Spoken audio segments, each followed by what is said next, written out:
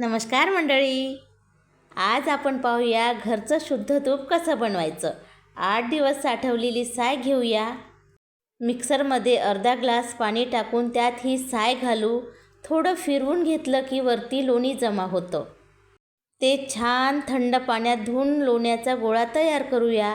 आता हा गोळा स्वच्छ धुवून एका पातेल्यात शिजवायला ठेवूया. हळूहळू उकळत गेलं की लोणी वितळतं, फेस येतो आणि रंग बदलू लागतो. छान सोनेरी तपकिरी रंग आला की समजा तूप तयार झालं. गॅस बंद करून थंड झाल्यावर गाळून स्वच्छ बाटलीत साठवा. घरचं बनवलेलं अस्सल सुगंधी तूप, आरोग्यदायी आणि पारंपरिक.